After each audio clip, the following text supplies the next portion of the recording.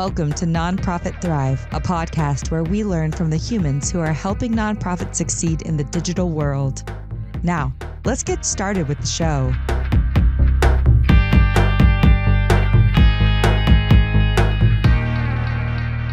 Welcome.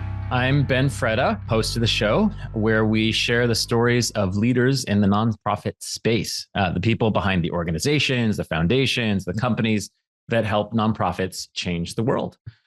We've had a number of episodes by now. You should check them out.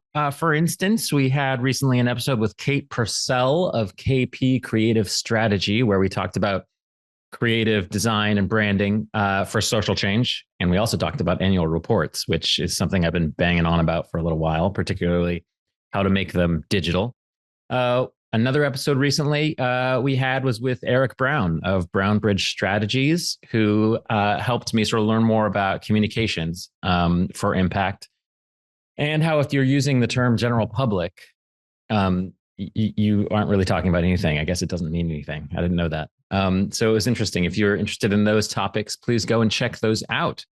In the meantime, this episode is brought to you by BFC Digital, where we help nonprofits thrive on the web. If you work at a nonprofit or a foundation or any other type of social change organizations, I'm sure you know that unless you're doing a big old chunky web project with a budget in the tens of thousands, it's very difficult to find reputable, responsive, friendly help to get your web issues taken care of. That needs to change. At BFC Digital, we help our clients succeed on the web by being the web colleagues you wish you had at your own organization. We can help you fix bugs. We can help you evolve your web presence, design new campaign pages, integrate that donation system that's wonky and weird.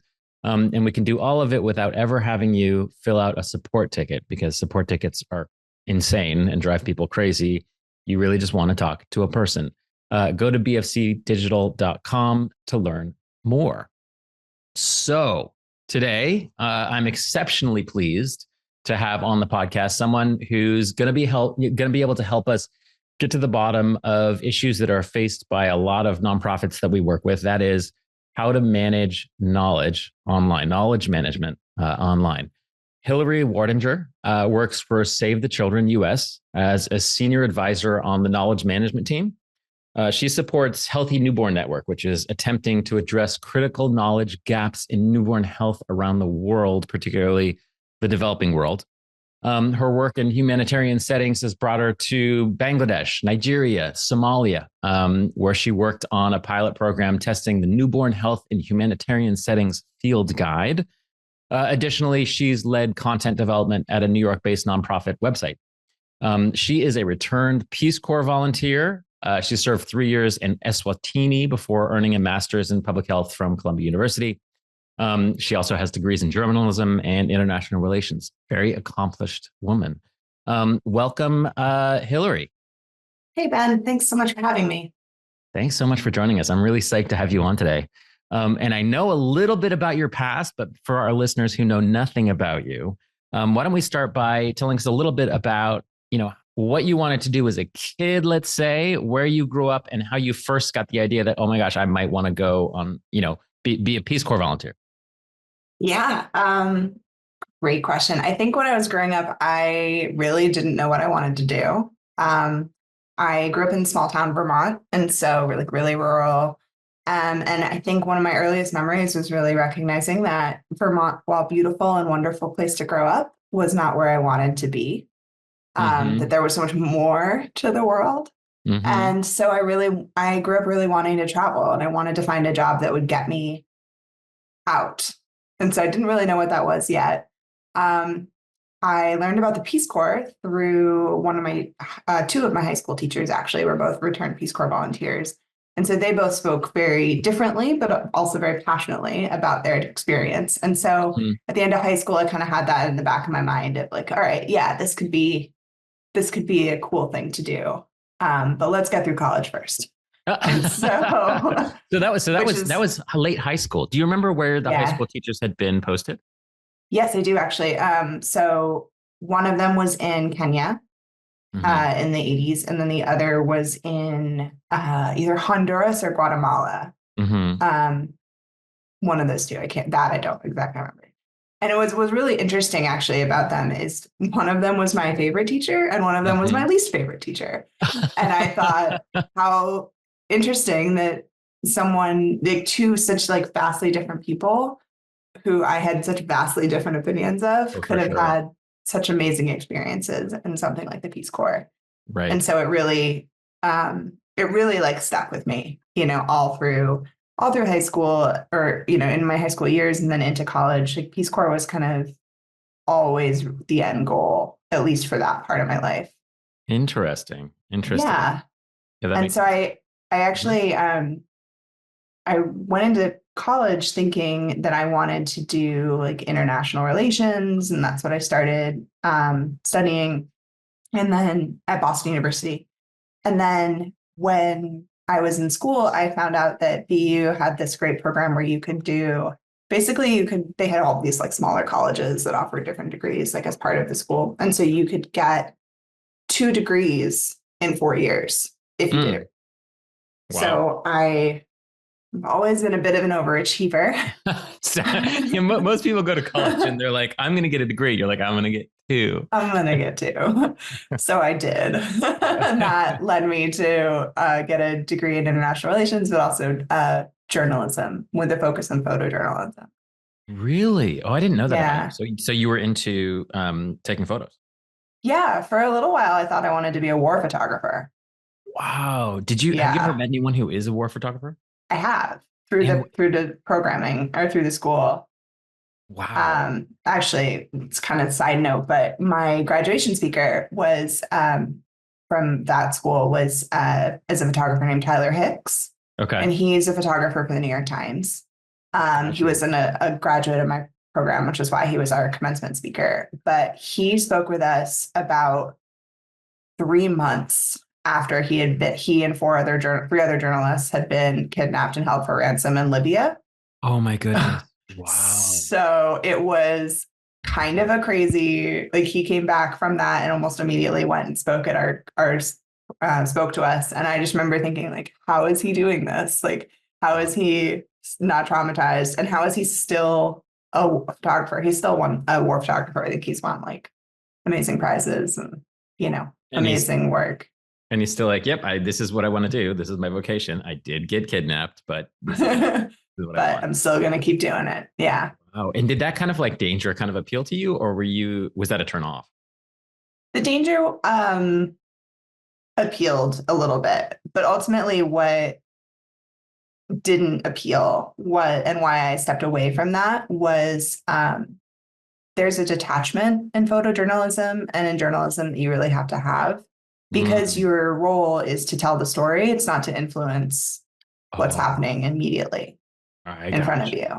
Right. And I really struggled with that part of it, with the inability to if something bad was happening in front of me, to not be able to do anything about it physically in this moment, to just be more passive and hope that the story I'm telling influences change down the line, Right. Yeah. And I guess to be honest, if you were an absolutely objective journalist, you wouldn't even care about you wouldn't have an outcome you wanted, I suppose. Mm-hmm. You would just want to reflect what's happening in reality at the moment without any agenda, which would be so hard when you're talking about war zones.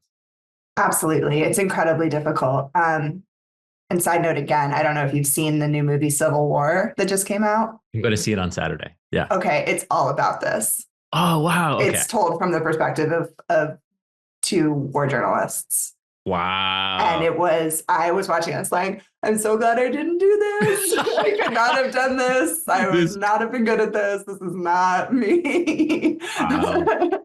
So much, internal tension and guilt and shame and craziness about that, I'm sure. Yeah. All right. So you decided, all right, I'm not going to be a war journalist. But Peace Corps, after that 4-year period, still sounds pretty good. So you applied. Still sounds good. So I applied and I got accepted in end of early 2012. Mm-hmm. And so I started my service in 2012 in Eswatini. At the time, it was known as Swaziland. They have since changed their name back to away from the colonial English name to their what they call themselves, like to the name of their own country in their language. Side note, I don't list, typically when I'm doing these podcasts, I don't list out a ton of questions, a few, not a ton because the conversation goes where it goes. But one of the questions I had for you was, where's Eswatini? I've never heard of that before. Yeah. Okay. So it's the old Swaziland. It's Swaziland. And for even more geography for you, it is in Southern Africa. It's one of two countries, Lesotho being the other, that is almost completely surrounded by South Africa. Gotcha. So Lesotho is shares 100% of its borders with South Africa. Eswatini shares 75 with South Africa, and the other 25 is with Mozambique. Gotcha. So to give you some geography, but it's fully landlocked. It's really small. It's only about the size of New Jersey, and has about 1 million people in it at any given point. And it's a fascinating country because it is ethnically and tribally one people. Gotcha. So there's not a lot of, it's also one of the last absolute monarchies in the world. Right. That king is fascinating. If you ever want to read about Game of Thrones in real life, like go check that out. He has, I think at last count, 15 wives and has been king since he was 18 and is in his 40s now. Yeah. Oh, wow. Yeah. Did you get to meet this gentleman? Oh, no. Oh, God, no. Okay. He's highly elevated and protected. The closest I got was one of the princesses. One of the princesses being one of his daughters. Or one of his wives. One of his sisters or something. It's like his father had 70 children.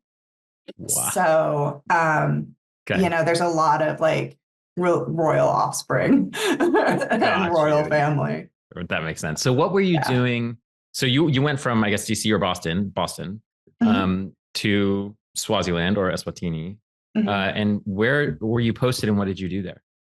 I was posted in kind of the southeast part of the country and was in a mountainous area known as Chisolweni. And I primarily did community health projects. One of the other kind of sad things about Swaziland is at the time, I think it might be different now. I haven't looked at the stats recently, but at the time when I was there, they had the highest prevalence rate of HIV in the world. Really? So as I said, it's a small country. There's about 1 million people. And at the height of the epidemic there was 25% of the population had HIV. Oh my God, that is a lot. What is it now? Yeah. You know?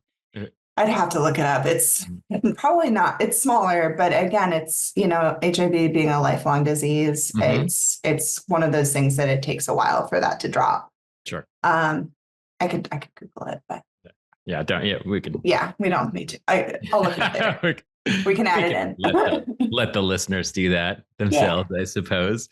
But yeah, that makes sense. And so you were working in community health projects there. Yep. So everything that we would do is because of that high prevalence rate, all of the projects we did had to connect in some way to HIV, but it wasn't hard to do that. Basically everything would eventually connect. So I did some projects in schools, working with mostly teenage girls, to, support life skills and empowerment projects, that sort of thing. I also did a lot of work with, kind of the local preschool is probably the closest analogy, but it's essentially because of the high HIV rate, there's a lot of orphans and vulnerable kids who are living with grandparents or aunts and uncles. And so there's community support systems to help provide preschools, but also nutrition like food and that sort of thing. And so I did a lot of nutrition work, supporting garden growth and healthy eating, and especially for those kids, because they're often, they're one of a bunch in a family and sometimes not supported the way they should be. Right. So, got you. Or they're being taken care of by their grandmother, so. Right. And did you feel like you were making a difference while you were there? Yeah, it's certainly a smaller difference than you think you're going to have, especially as an idealistic young 20-something. I was very convinced I was going to change so many lives, and everything was going to be, a big, empowering, amazing, wonderful thing where I could look back and like the whole village would thank me, Right. that sort of thing. And it didn't end up that way. I'm sure you made quite a difference. Oh, I mean, I made a huge difference, but the difference I made was more on a person to person level. Aha. And was smaller. It's smaller changes. Like one of my friends there, I remember at the very start of my time there, she would see me carrying a water bottle around for drinking water, and kind of standard, carry an Nalgene with you. And she finally asked me like why I do that, and I told her it's so I can always have water with me. And she was like, well, why don't you just buy a soda or whatever? And I was like, well. And so through our conversations, she started to kind of like get this idea of like, oh, maybe a water bottle is a good idea. Like maybe I should drink more water, which is not necessarily something that was like culturally done. It was, you drink coffee or tea, or you drink soda, or, Gotcha. And so by the end of my time there, she had a water bottle and she was carrying it around with her. So it's little changes like that. Yeah, it was certainly a lot more of the kind of thing that I felt I had and the bigger impacts. Yeah. But I can say, when I left my community, I had started a couple of gardens and public spaces. I had refurbished the preschool and supplied it with some books and toys. We built a library in the two schools. So, I mean, there were certainly tangible differences that I made. Right. Interesting. That's really interesting. I think there is, I imagine that idealism is shared by a lot of people who join the Peace Corps who think I'm going to change the world. And then you get out there and you're like, well, it's a little harder than I thought. I guess it's not as easy as a 20-something deciding to change the world. I guess, no, that's interesting. That's cool. So you finished so that's a 2-year posting, right? It's a 2-year, but I actually did a third. You can always extend with Peace Corps. They want you to stick around if you're having a good time. So I ended up staying a 3rd year. Got you. And then what did you do after that? Grad school. Okay. So I applied to grad school in Swaziland and ended up, I actually figured out while I was there what public health was. This was pre-COVID, so no one it was a little more niche than it is now. Right. And so I'd been doing these public health projects without really knowing what it was or how to make a career out of it. Right. I got you. And so in talking to other people who were working there and people at Peace Corps and the kind of expat community, I realized like, oh, if I want to keep doing work like this on bigger scales, I need a public health degree. So you get your public health degree. And then after that, how do you basically never wavered in terms of, I want to work in, humanitarian development or whatever. What did you have in mind in grad school that you were going to do afterwards? Like what were your dream jobs? How did you end up where you ended up? Yeah, I think, I wanted to work in places. I was humanitarian was the focus, but really what it came down to is I wanted to work in places that didn't have a lot of resources. Okay. I like being a problem solver. I like kind of as along the lines of earlier, like I like the more difficult places. Like I like to be in places where things are a little harder. Yeah. Not necessarily the danger, but the challenge of it. Sure. And so I really gravitated to humanitarian areas, and this was in like 2017, 2018. So the Bangladesh Rohingya crisis was just starting. And so I had the opportunity to go to Bangladesh and work to help set up some clinics. Well, the goal was to help set up clinics in the large Rohingya refugee camps. Right. And so those are on the border of Myanmar and Bangladesh, right? And so people have been fleeing Myanmar and they end up in Bangladesh. Yeah. Is that right? And then, and then there are camps. And then they're pretty much all dumped into these there's really, at the time there was one really big camp. I think there's more now where they're a little more, they're still the main ones, but there's a couple more spread out throughout the area. Gotcha.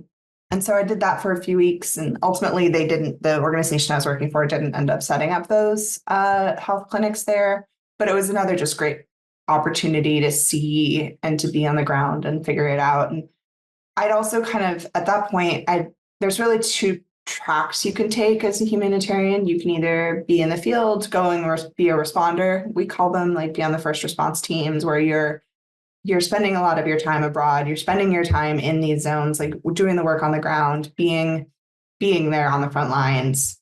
Or you can get the headquarters based jobs where you're working out of usually New York, DC, European, kind of like Geneva, Rome, UK, that sort of thing. Mm-hmm. And at the time, I'd just come from 3 years living abroad. I was living in New York and I was really loving New York, and wanted to kind of settle down a little bit and at least spend some time living in New York as an adult. And so I looked for a job that would be more headquarters based. Got you. Okay. But how did you at some point you ended up in Somalia?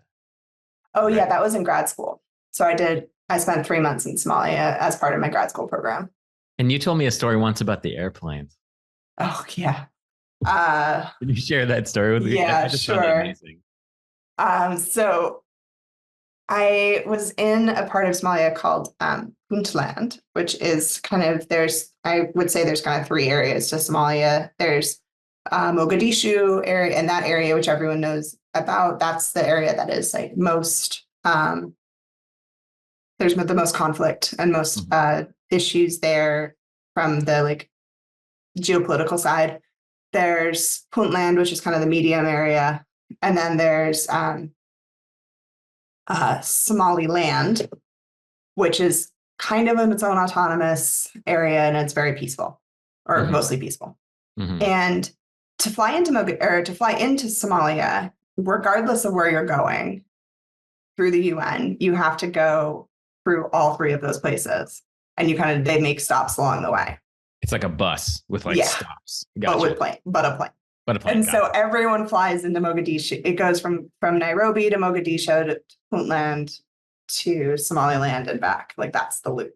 Gotcha. So everyone flies into Mogadishu. So even though I wasn't going to Mogadishu, I flew into Mogadishu. Yeah. And so I'm on a UN plane run by the World Food Program, and it's a small, probably 10-seater plane, 2 seats on each side kind of thing. Sure. And we're flying in over the ocean into Mogadishu, and it's beautiful. I'm looking out the window. It's stunning. I'm like, okay, we're coming into land. This is great. And then all of a sudden, the plane tilts dramatically. And instead of looking out at this horizon, I'm looking down into the ocean. Oh, my God.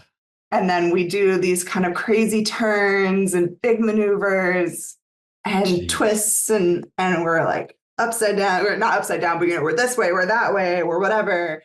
And then we're on the ground. And I'm just kind of sitting there like, what just happened? Because I've been on plenty. Guys, like, this isn't how we're supposed to land. And a man sitting across from me kind of looks over and smiles. He goes, first time? And I'm like, yeah, what was that? And he explained that that all of the planes do that landing into Mogadishu to avoid anti-aircraft missiles. So, which I was like, I feel like that's the kind of thing you should tell a person when you get on the plane, that we're going to be doing this. But regardless, it was, an entertaining experience. Which kind of begs the question of, and I think you were talking, when you told me the story, I think you were talking about your parents or something. Because how did... When you told, when you were a kid and you talked about the Peace Corps, and then when you went after college and you're like, I'm going to do the Peace Corps and then I'm going to do these things. How did your parents react, or your family? Were they worried for you? Were they excited for you? Yeah, I mean, I'm sure they were worried. They didn't generally let it show. They've always been supportive and have known that I wanted to travel. I wanted to be out and doing other things. The only time my mom has ever expressed any concern was actually when I got the position to go to Somalia. I was with her when I did my final interview and they basically offered me the job in that interview. And so I got off Zoom. I was like, oh my God, I got it. I'm going to Somalia. Yeah. And my mom she just looks at me. She's like, I'm really happy for you, but does it have to be Somalia? Yeah. She probably watched like Black Hawk Down or whatever. And she's like, dangerous. I mean, it is, yeah. And we have a lot of preconceived notions about those places. And often I think our preconceived notions about those places are too dramatically dangerous, but Absolutely. it is true that the UN plane has to bank to like avoid anti-aircraft fire. So, there maybe is some basis for those concerns. And just to clarify, there was no active firing happening while I was right. listening. Of course, it was just the potential. You don't want to, it's easier to shoot a plane that's coming in nice and predictable. Oh, so it's just potential anti-aircraft fire. Okay. All right, fine. Well, then I don't know what we're concerned about then. That's funny. So you do, right. So that was during grad school. Yeah. Like a grad school program. All right. So you've done these things and you've decided, all right, I want to move back to New York, or, eventually move out to LA, where you're at now. Can you talk a little bit about the transition to working for Save the Children, what you started to do there, what you do now, what your job is, what knowledge management means, all of that stuff? Totally. So I started looking at, so I left my last job in 2022 and I had been really enjoying it, but knew I needed something different. And, I'd been traveling pre-pandemic. I'd been traveling a ton. I was going to Nigeria like every 2 months, basically. And it was a lot and it was exhausting. And I knew I wanted to continue working in this field, but have a job that would be less travel, be a little bit more, a little more consistent, a little more stable, a little less hectic. And I found this role at Save the Children that was, advertised as supporting the Healthy Newborn Network, leading in strategic planning and development as it was moving into a new stage. And I love strategy work. I love doing kind of like creative thinking about big picture issues. I like the challenge of solving problems, as I mentioned.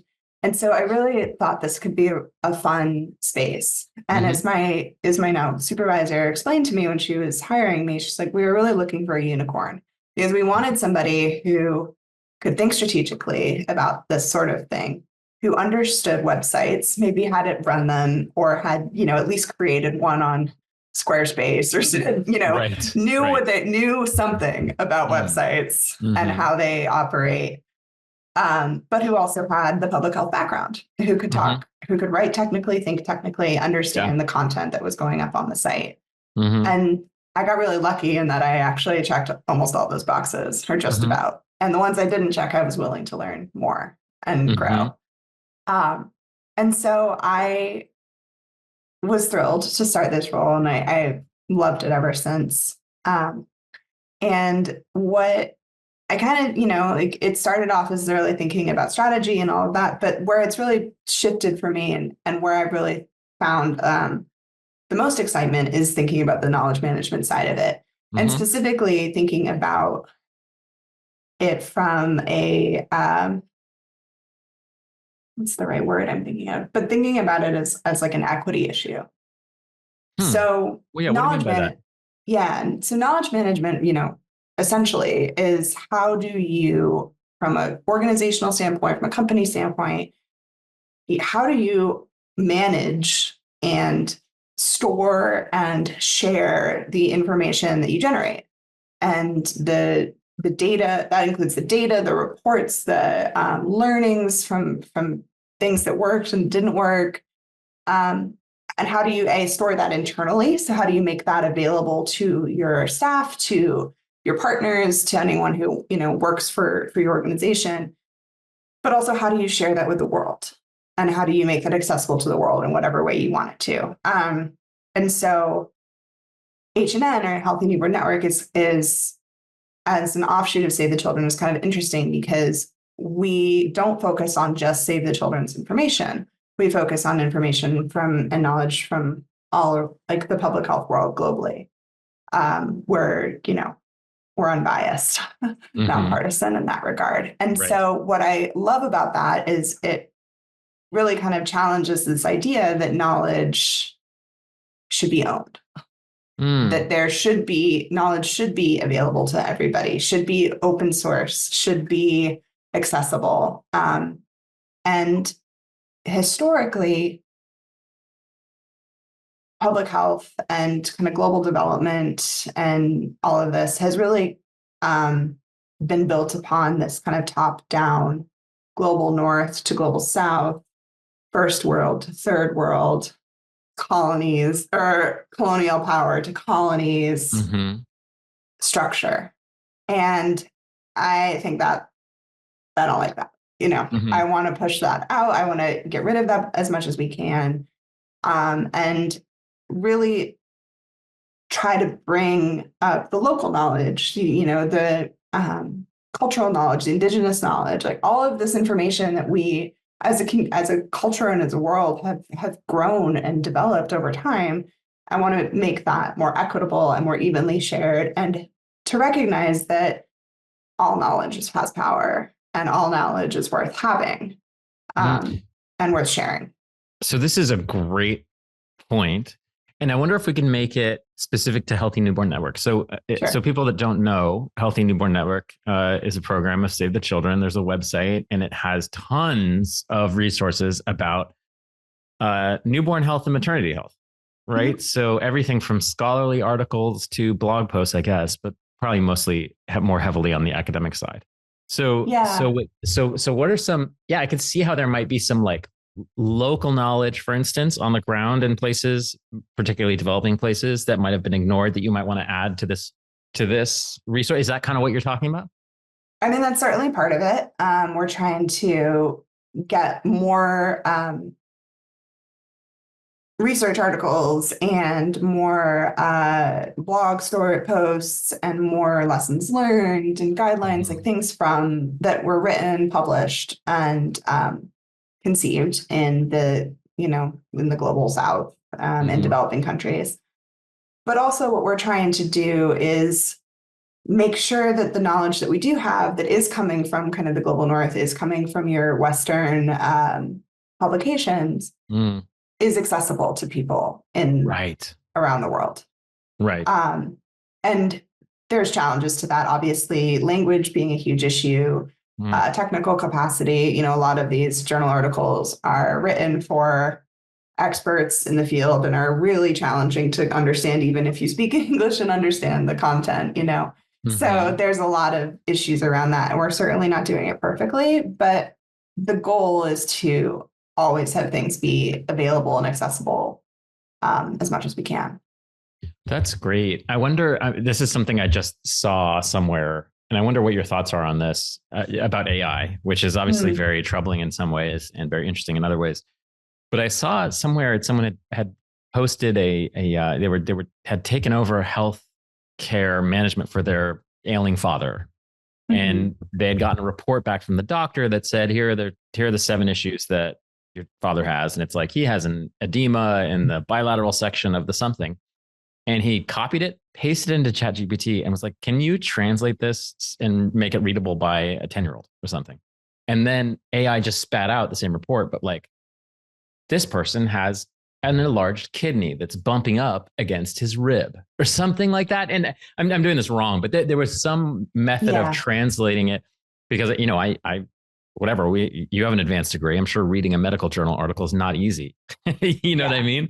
Even if you are from an advanced economic, educational type background, unless you have the expertise in the field. Do you think there's is that something you guys think about at all? Or there's got to be challenges with that too, Yeah, it's absolutely something we think about. And it's something we've been thinking a bit about, is like, how do we,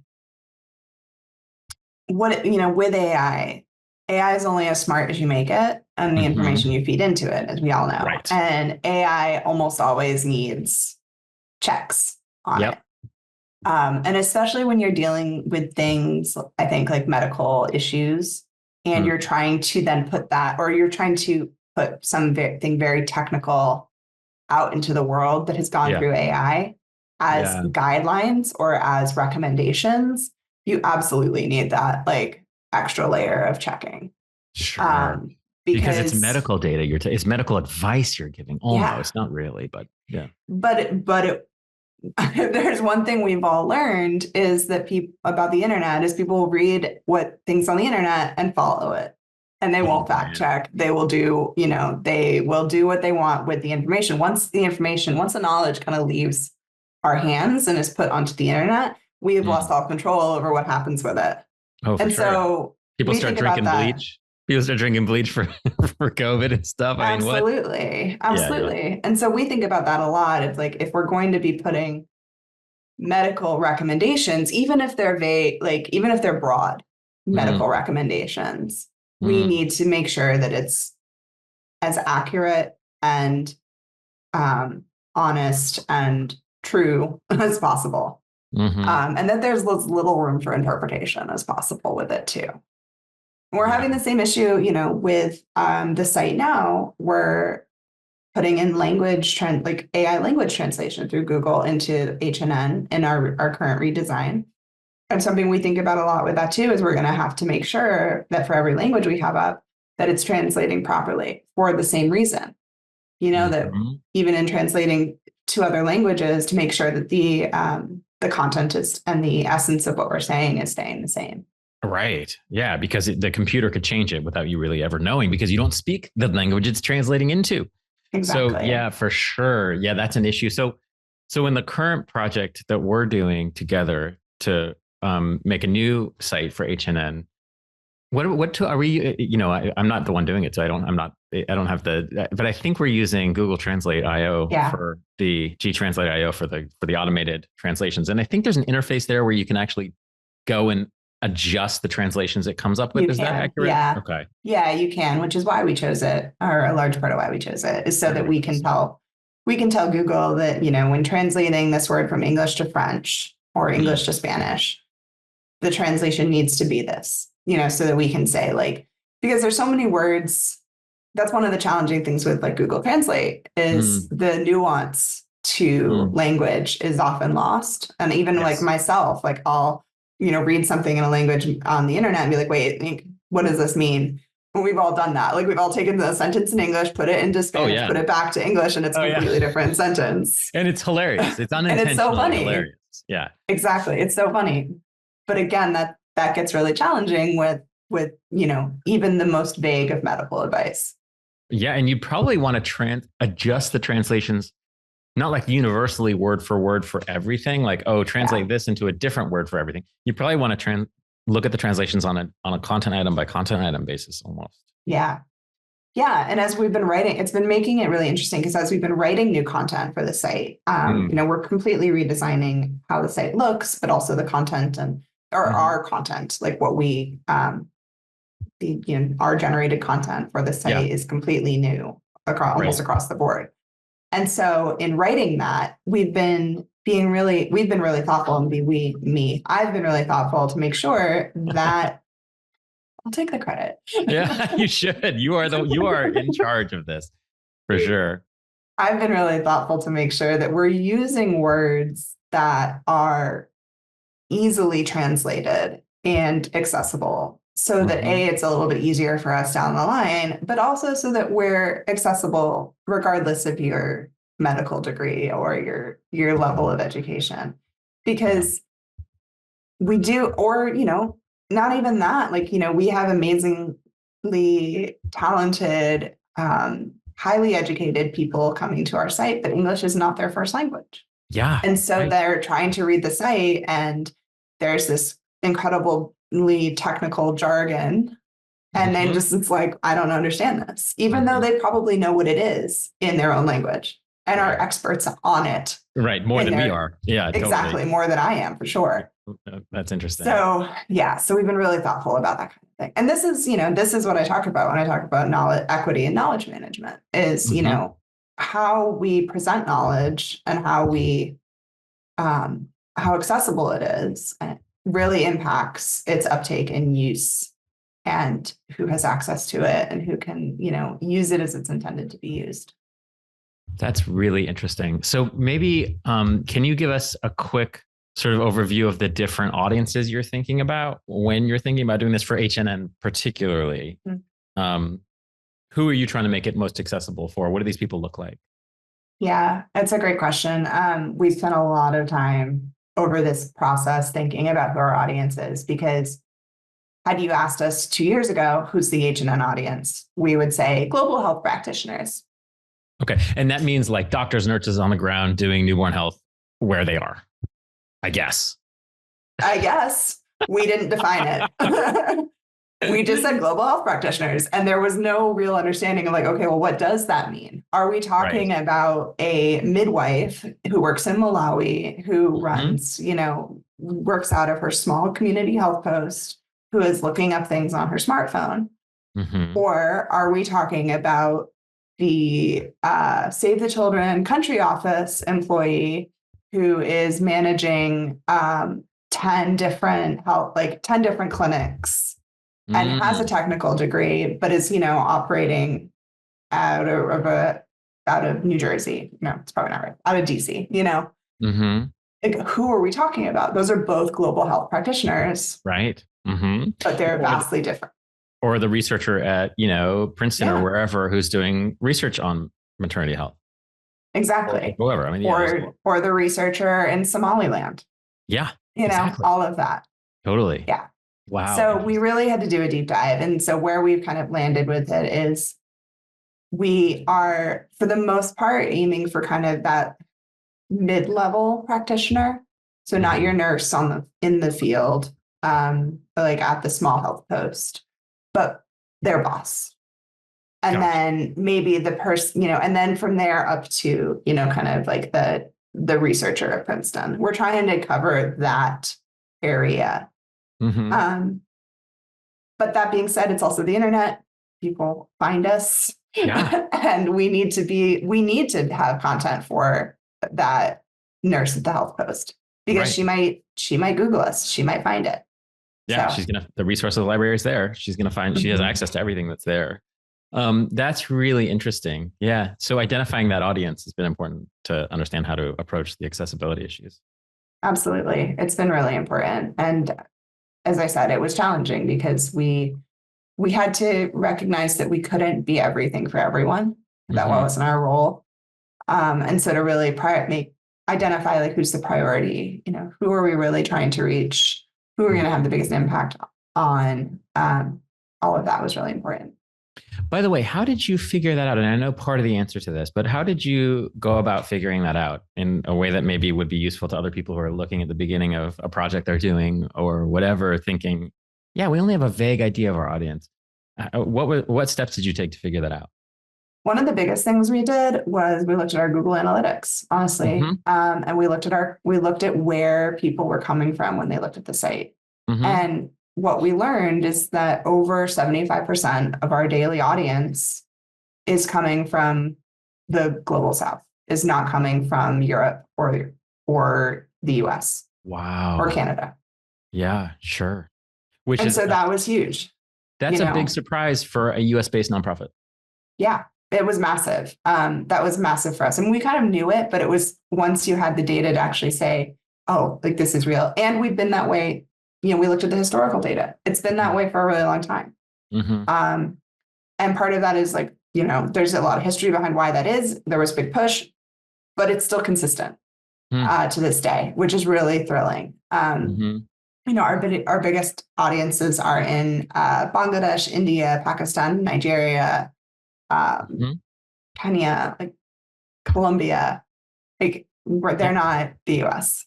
And that also, so there you go, right? Like, that. So that automatically speaks to translation capability. So what languages you need to support right off the bat, even without knowing sort of what the capabilities of the individuals are in those places, they probably speak that language. The other thing that was really telling for us and really impacts how we designed the new site was over 50% of our audience is coming from their phones. Yeah. And now another thing, we always talk about things have to be mobile first, but that was even more important for us. And as a knowledge library, as a resource library, we deal with PDFs. We have thousands of PDFs that, on your computer, very easy to open and download and hold on to. But how do you do that on a phone? It's like next to impossible. Yeah, and phones and PDFs don't go together well. They're not friends at all. And we still haven't figured that out. So if anyone does figure that out, please let us know. Yeah, really great. It's a tough one. It's a huge tough. It's really challenging. But we still wanted to make sure that if people, when we have 50% of our audience coming from our phone, like the website needs to be a little bit better about that. I'm sure we talked about this, but that's actually kind of rare. in Yeah. the nonprofit world, at least in the US. The people always say you got to design mobile first. You got to do mobile first. That was kind of a buzzword, but I would say the vast majority of the nonprofits we work with, people are accessing their websites on desktop. They're at work, usually on a laptop. And it's really oftentimes organizations like yours where it's direct services. It's information to the people doing something on the ground where they're looking at it on the phone because they need to know it right then. Go ahead. I mean, it's that, but it's also just, it's technical capacity. I mean, not capacity and like actual ability, but very few people in Africa and Europe or in Asia and South America have desktops. Yeah, totally. You know, everyone like that, their access to the internet, to work, to everything is done off of your phone. It's surprising to people too, because we have this image of someone sitting at a desk with a cup of coffee at a WeWork or wherever, like getting unlimited coffee and sitting there and they open up the laptop, and they start talking. It's not necessarily how it's done everywhere. Yeah. Interesting. We have only a minute or two, but I want to also just ask you quickly about advisory boards, because I know you have advisors that you're using on this new website redesign. And I thought it was interesting, and I think will be helpful to other people to know, how you recruited people to look at your designs, at your ideas, at your audience understandings, and how you've kind of kept them on task and got them to give you usable information. Can you talk about that a bit? Yeah, I can speak to it. So we brought the advisory group together. It's a group of thematic experts in public health, all from Save the Children. And it was twofold. It was to be the kind of sounding board for design decisions for the site as a website, but it was also for the content aspect. One of the things we're doing in the redesign is we're expanding from just newborns and mothers to also all of the other people involved in a newborn and mother's life, to the other health issues that affect them. So we're adding new resources on nutrition, on sexual and reproductive health and rights, climate change, humanitarian conflict, all of these various other things, child health, et cetera. And so we really needed to bring these folks in from the technical perspective. But also now that we have them, like, let's see what they think of the website. And so it's been a challenge to keep them to task and on board. They're incredibly busy people most of the time. And so, we've certainly struggled with that. But I do think overall, what has really worked is